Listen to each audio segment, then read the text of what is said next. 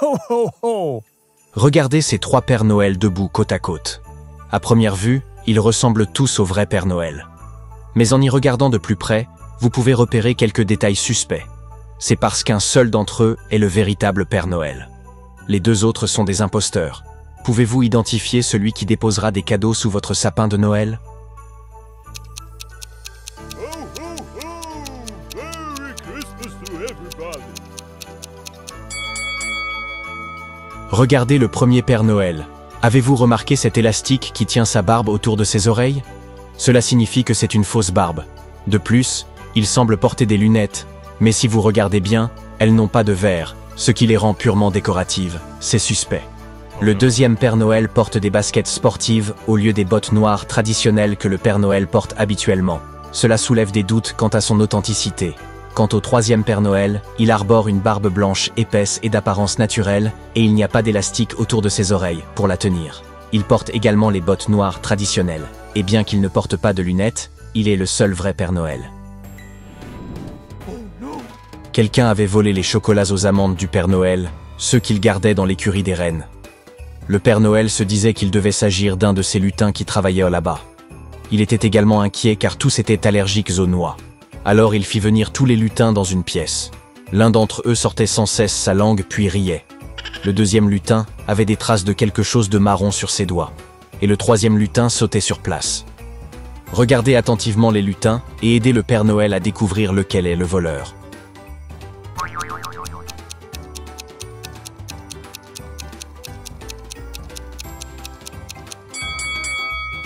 L'elfe avec des taches brunâtres sur les doigts travaille dans l'écurie. Cela pourrait être la raison pour laquelle ses mains sont sales. Les elfes sont des créatures joyeuses. Voir un elfe sauter gaiement n'a donc rien d'inhabituel. Mais regardez attentivement le premier elfe. Sa langue est probablement enflée en raison d'une réaction allergique. C'est pour cela qu'elle dépasse de sa bouche. C'est le voleur de chocolat. Plusieurs Pères Noël achetèrent des cadeaux dans un magasin. Soudain, le gérant du magasin a reçu un appel de la police. Apparemment, l'un de ces Pères Noël était un faux. C'était un criminel et il se préparait à cambrioler le magasin. Le gérant a verrouillé la porte et a regardé attentivement les Pères Noël, essayant de déterminer lequel était le criminel. Pouvez-vous l'aider? Merry Christmas to everybody! C'est ce Père Noël. Regardez ses chaussures. Elles sont différentes de celles des autres.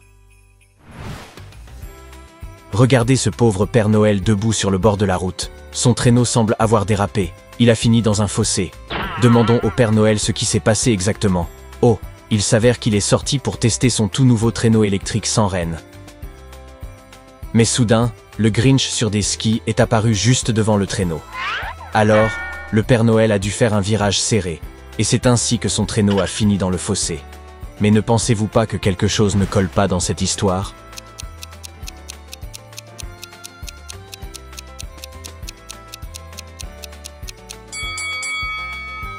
Regardez attentivement la trace laissée par le traîneau. Vous pouvez remarquer que celui-ci a été le premier à tourner brusquement, et ce n'est qu'après qu'un skieur est passé par là. Donc, le Grinch n'est pas coupable. Le Père Noël a très probablement perdu le contrôle de son véhicule, et il essaie maintenant d'incriminer le bonhomme vert. Le Père Noël doit livrer quelques cadeaux, mais toutes ces cheminées ne sont pas sûres pour lui. Pouvez-vous aider le Père Noël à choisir la bonne cheminée ? Merry Christmas to everybody! La première cheminée semble être totalement bloquée. L'oxygène n'y circule pas, donc y entrer serait dangereux. La neige et la glace ont complètement fondu sur la deuxième cheminée. Cela signifie que le feu est allumé pour réchauffer la pièce en bas. Il ne serait donc pas très sage de descendre par cette cheminée. Quant à la troisième, elle est suffisamment ouverte pour que l'oxygène y circule, mais la neige n'a pas complètement fondu, ce qui signifie que le feu est éteint. Le Père Noël doit donc choisir cette cheminée. Le renne Rudolph avait disparu, et c'était très grave car cela voulait dire que les enfants n'allaient pas recevoir leurs cadeaux. Tout ce que le Père Noël savait, c'est que Rudolph était allé au supermarché pour acheter des ingrédients pour le pudding de Noël. La nouvelle s'est rapidement répandue à la télévision, et 3 témoins sont apparus. Judy a déclaré que la veille au soir, elle était passée devant un stand de crème glacée sur Palm Street, et qu'elle avait vu quelqu'un attraper un renne, acheter une glace et mettre l'animal dans un camion. Mais à ce moment-là, elle ne savait pas qu'il s'agissait de Rudolf. Philippe a affirmé qu'il avait vu un bébé renne dans un parking près d'un supermarché. L'animal mangeait du foin avec un poney. Puis, un homme portant une veste s'était approché des animaux et ils étaient tous partis.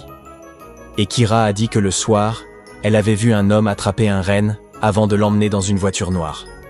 Pouvez-vous déterminer qui a réellement été témoin de l'enlèvement de Rudolf?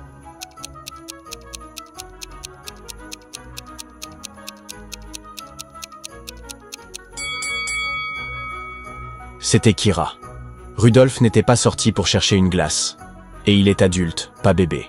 Donc, ce que Kira a vu semble être le plus proche de la vérité. Quelqu'un a volé tous les cadeaux de l'entrepôt du Père Noël. Il y a 3 suspects, tous des elfes. Chacun d'eux affirme qu'il était chez lui lorsque le crime a eu lieu. Le chemin menant à l'entrepôt est impossible à arpenter à pied puisqu'il neige depuis plusieurs heures. Donc, celui qui a fait ça a dû utiliser un traîneau.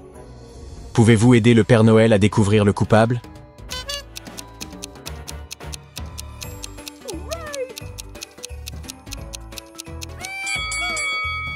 Cet elfe a l'air plutôt en colère, mais c'est peut-être parce que son traîneau est cassé.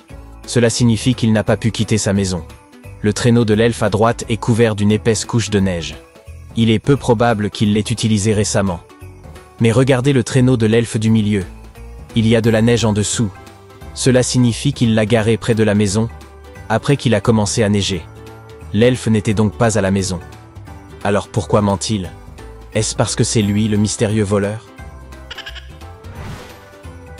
Un jeune elfe a décidé de jouer un tour au Père Noël et a caché tous les cadeaux qu'il devait livrer derrière l'une de ces 2 portes. L'une des portes cache un dragon très peu amical. Et derrière l'autre, il y a les cadeaux. Le Père Noël doit choisir la bonne porte, sinon la fête est gâchée. Heureusement, il y a 2 panneaux. L'un d'eux est mensonger et l'autre dit la vérité. Sur la première porte, il est écrit « Les cadeaux sont ici ». Le dragon est dans la pièce voisine. L'autre panneau dit « Les cadeaux et le dragon ne sont pas dans la même pièce. Pouvez-vous aider le pauvre Père Noël à découvrir où se trouvent les cadeaux ?»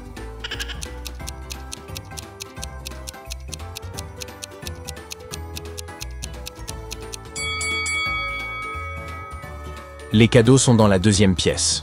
La 2e affirmation est vraie, ce qui signifie que la première est fausse. Le Père Noël est venu rendre visite à son vieil ami, Monsieur Allwright, et a immédiatement vu que l'homme était contrarié. Il s'est avéré qu'il avait acheté un cadeau de Noël pour sa femme. C'était une belle bague en diamant, et qu'il l'avait cachée sur le dessus de l'armoire. Et maintenant, elle avait disparu. Le Père Noël a interrogé 2 autres personnes qui se trouvaient dans la maison.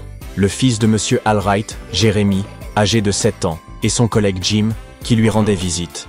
Jim a affirmé qu'il avait vu Jérémy grimper sur un tabouret et prendre la boîte à bijoux sur l'armoire.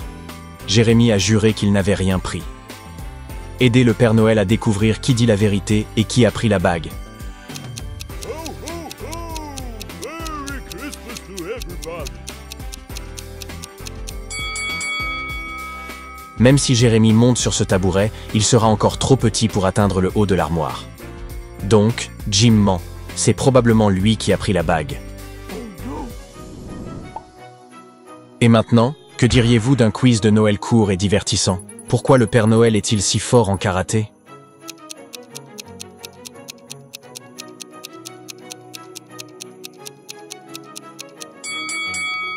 Parce qu'il a une ceinture noire. Pourquoi les momies aiment-elles tant Noël?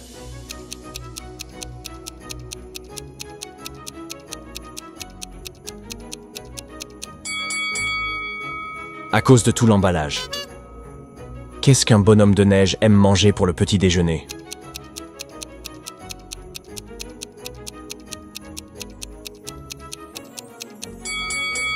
Des cornflakes glacés. Pourquoi les sapins de Noël tricotent-ils si mal?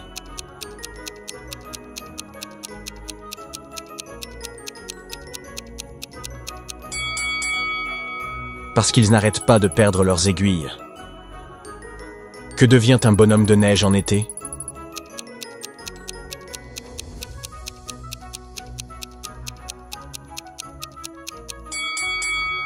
Une flaque. La veille de Noël, lorsque le Père Noël quitte sa maison au pôle Nord, quelle direction prend-il?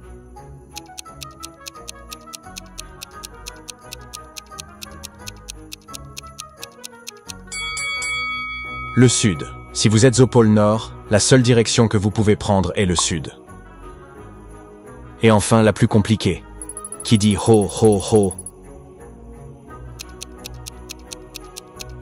Ho, ho, ho! Merry Christmas to everybody! C'est le Père Noël quand il rit en anglais.